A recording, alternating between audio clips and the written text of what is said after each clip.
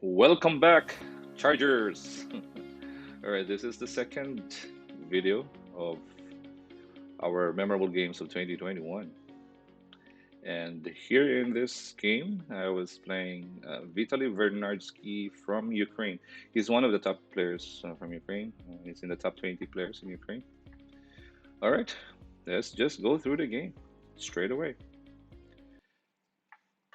He played d4. Okay, so it's a queen spawn game. I played knight f6. He went for c4. I went for b6. Okay, this is the Queen's Indian. When you open up this pawn here and putting the fianchetto bishop on b7, and this is the Queen's Indian. If I play, for example, here g6 and then bishop g7, this is the King's Indian. Okay, so we have b6, we have the Queen's Indian defense.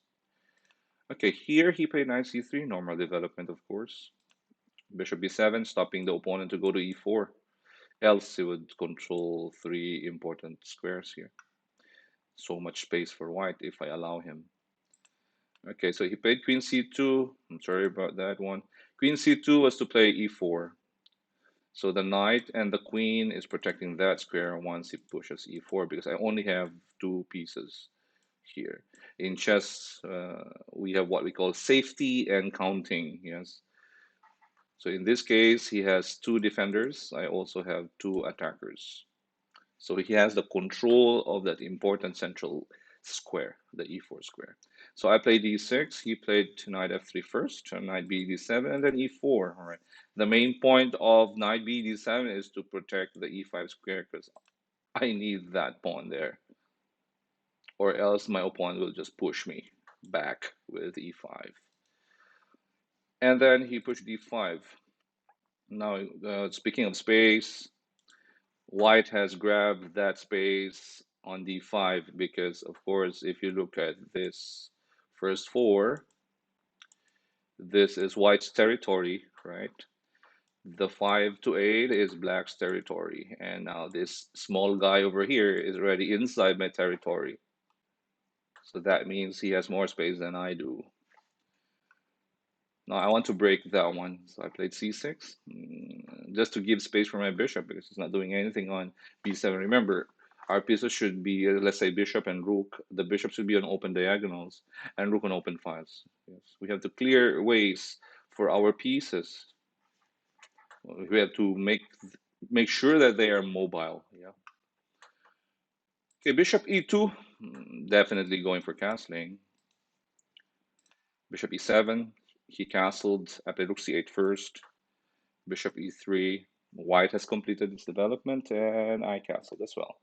I also completed my development. Now we are into the middle game. Played knight e2. I play rook e8. Okay, I'm giving space because my knight is not doing anything on d7. I wanted to transfer my knight to the king side with knight f8, the maneuver knight f8 to knight g6, and maybe knight f4. Okay, he played rook f d1. There are actually two rooks that can go to the d1 square. He could also go for rook a if he wants to and go for f4. But in this case, he went for rook f d1.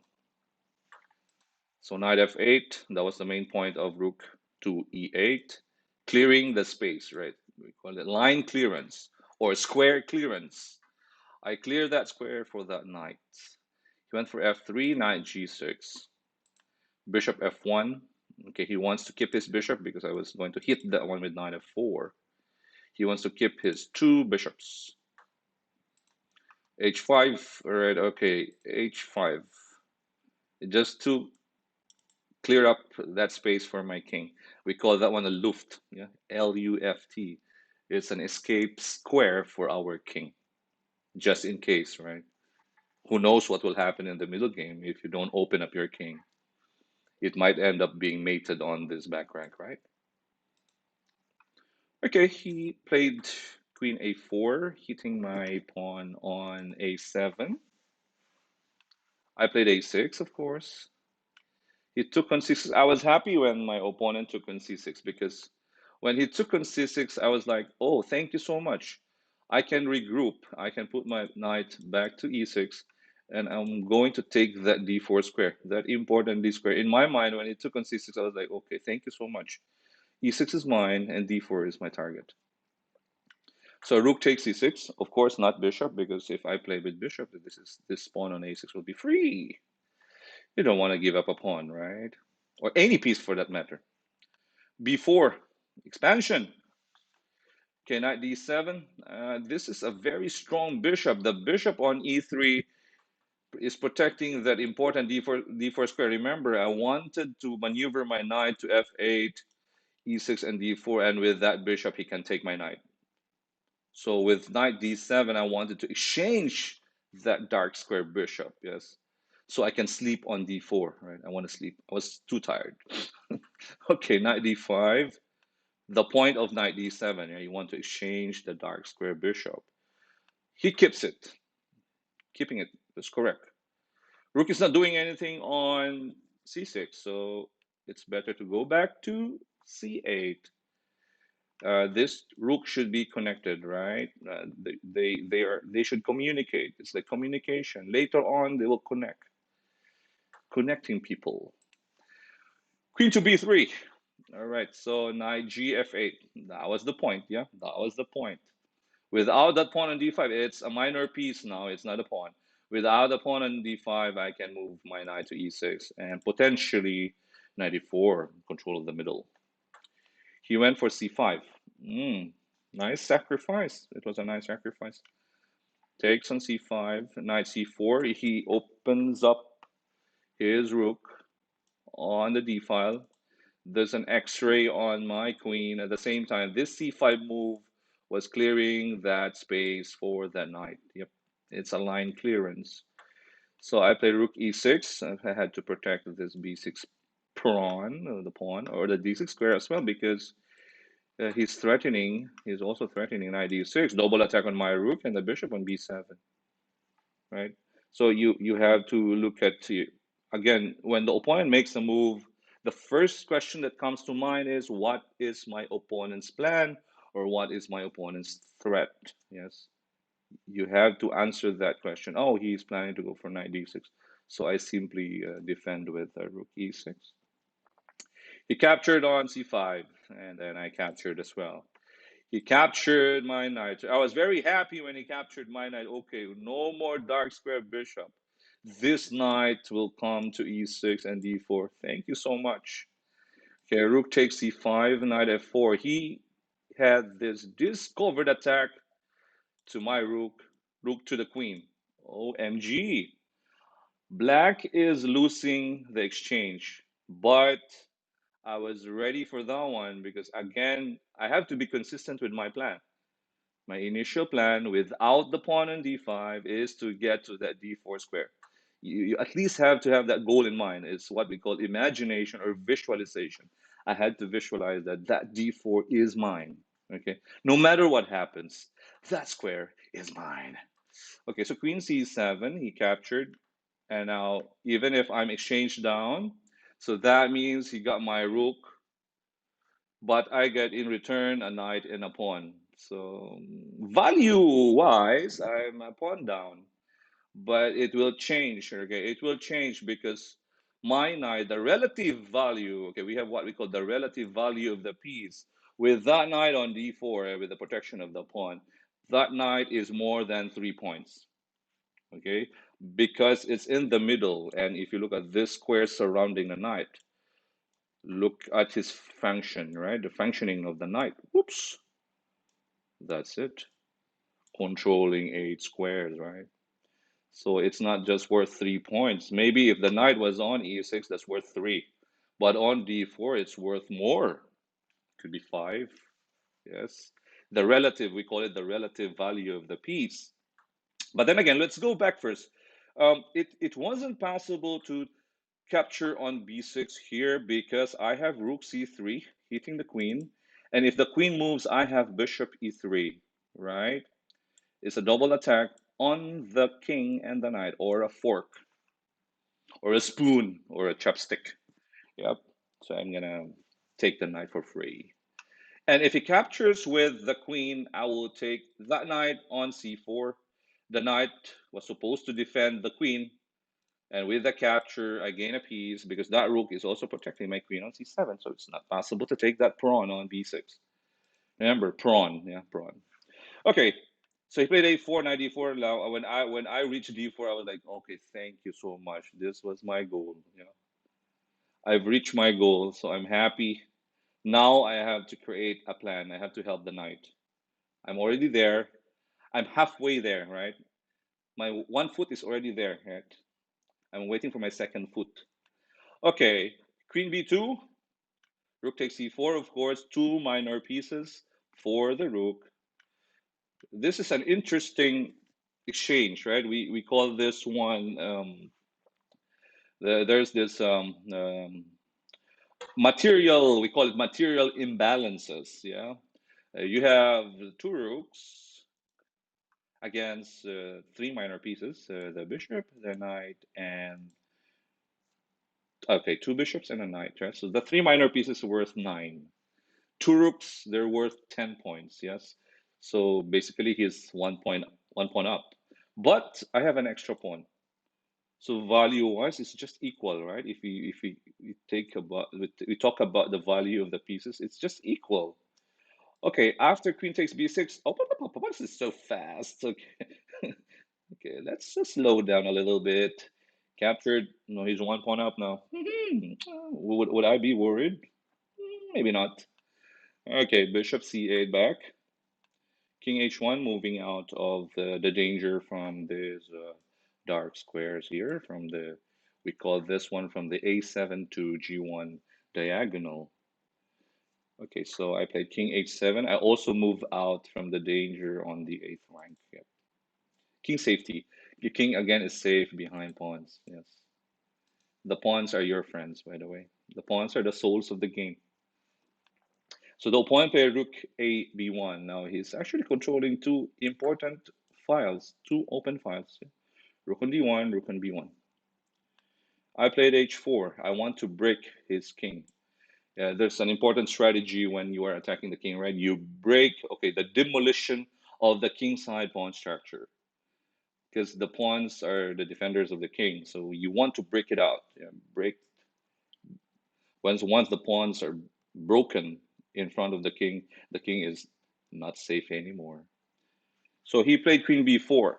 Okay, of course the queen will try to go to e2 and h3. So my opponent anticipated that move, and he wants to go queen b2 maybe. Sorry, queen b2 after queen e2. Queen c2, follow. So I was like, okay, he will keep following me. So a pawn is a pawn, take it. And now we have the outside pass pawn. Okay, the OPP.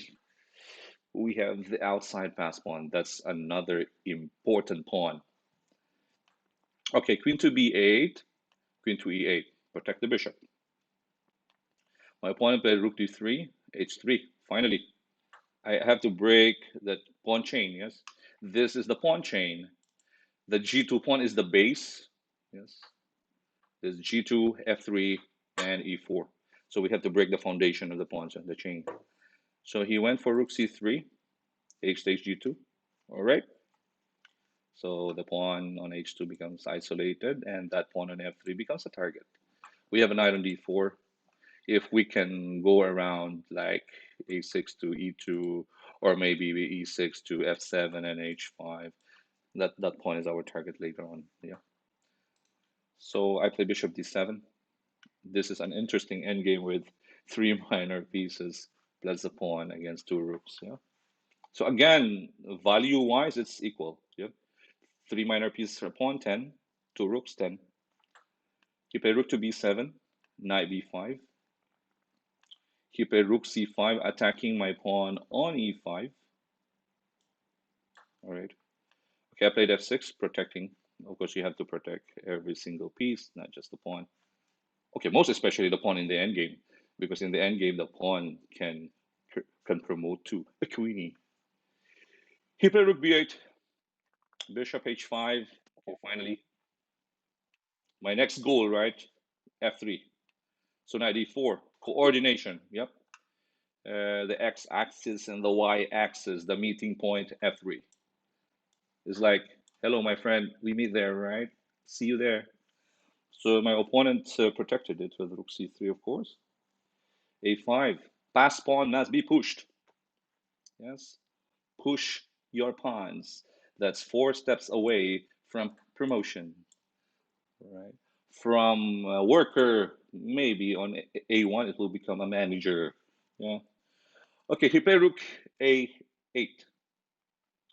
attacking my pawn. Oh my god, I couldn't defend, yeah, but I have this check. King g2, bishop e1. All right, defending the pawn. Yes, defending the pawn on a5. Now, let's say, for example, the king goes to e3. I have bishop takes f3. If he takes this pawn, we have bishop g5, king f2, and bishop takes e4. Wow, 3 pawns, 3 connected pawns, right? That's a lot. So that's the reason why he played king g2.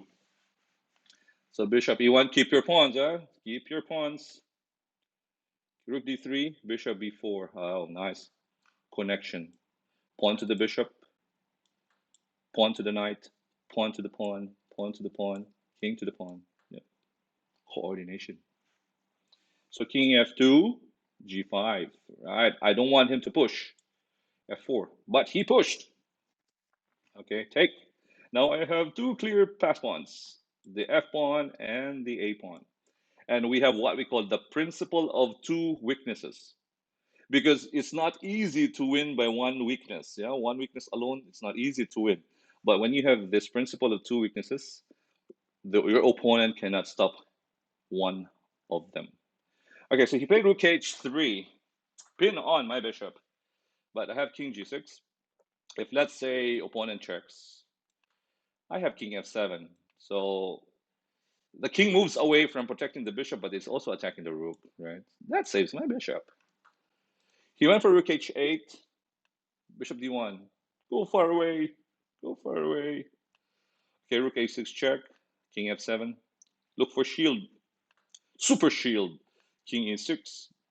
Rook e8 check. King d6.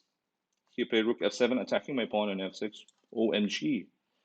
So king c5. I want activity. Yes, I want to have an activity. So I use my king. He captured an f6. Now he's attacking my pawn on e5. Defend it. Knight f3. Knight to the pawn.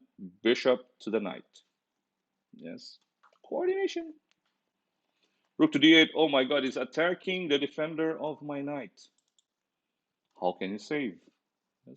How can you save? Let's drink to that. How can you save? Can you save the bishop and the knight? So we have bishop e1 check. The knight to the bishop to the knight. Wow, it's they're like siblings, right? They're brothers. They're helping each other. Hey, brother, I will help you. King f1, bishop to b3. Now, the point by rook c8. But what if, let's say here, oh, double attack, attacking 2 pieces. But sorry, I have a counterplay. Pin. I have a pin, yeah. We call this one an absolute pin. An absolute pin is a pin on the king. Okay. When it's absolute, that means the piece cannot move. A relative pin is the piece can move, but there's a piece worth more behind it. But in this case, since the piece behind is the king, it's absolute. The piece cannot move. Okay, so he played rook c8 checky. King d4, of course. He played rook to b6, bishop b4, nice one, helping. From e1 to d1, they have here b3 and b4 is like dancing. Yeah. Let's go to another dance floor. Yes, but we're still together. Waltz. Yeah. Okay, king e2, king takes e4, the king to the knight. And now 2 important connected pass pawns. He played rook h6, knight e4 check, king goes to f2, bishop d2. Now look at the helpers. Again, you cannot win by 1 piece alone. Yeah, you need help. Even in life, yeah? No man is an island. You have your friends, you have your family. Yes, you have your brothers, your sisters, your aunts. your relatives. Make use of them, yeah, in a good way, huh? Don't just use them for advantage. Don't take advantage of your family members. Okay, bishop e3 check, king f1, bishop d1, right? We are helping each other out. We are a family, okay? Bishop e2. Oh no, the king has no square to go. Look at that. Mana is protecting. Nice, nice one. So he played rook c3, f3, threatening f2 mate. Yep. So he played rook f6. Okay, now I have knight c2 mate and f2 mate. Rook is protecting. Yeah, the rook is protecting, right? So use this small guy here. Woohoo! After a4, my opponent resigned. Okay, he has only one piece that can move here, which is h5. But now I have a3, for example. Now let's say he continues with h6. I have a2, yes? And if he plays a7, I have a1 promotion. Again, once the pawn reaches the end of the board, it can promote to a queen, rook, bishop, or knight. In this case, of course, promote to a queen. And then after rook c1, you can use the knight checkmate. That would be nice. Yeah? Or you can also go for queen takes c1. It's also mate. Whatever you want to do. Yeah. Okay, it was a pretty good win. Sometimes when you win against strong GMs, it gives you confidence. Yeah, it gives you the belief that, oh, if I can beat one of them, then maybe I have a chance against the others as well. Yes. And it's also like it's like your hard work is paying off. If you play really good chess with good coordination of your pieces, it's all about coordination of your pieces. Then you will have a chance to beat these guys. Although there were mistakes at some point, but again, chess is a different ball game. Yes, it's a different ball game. It's just so wide. There's just too much information during the game or before the game, preparation before, and it's different also when you are in front of the board because there's this pressure as well. And sometimes when you are 2-6 compared to me being 2-4, my opponent is 2-6, he is the hunted. I'm the hunter, right? Because he's defending 200 more points. So that's pressure in itself. I've got nothing to lose, and I think I have more to gain as well. So again, that was it. I was happy winning this game against a 2-6 GM from Ukraine. And this game is a lesson about minor pieces against the major piece, the rooks. And of course, coordination, the harmony of your pieces.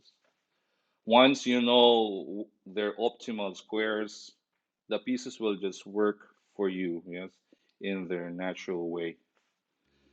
All right, guys, I hope you like my video, my training video for today.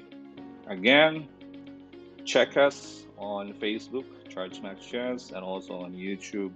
And we'll have more of this in the future. I'll see you again. This is Coach Oliver. I'm signing off.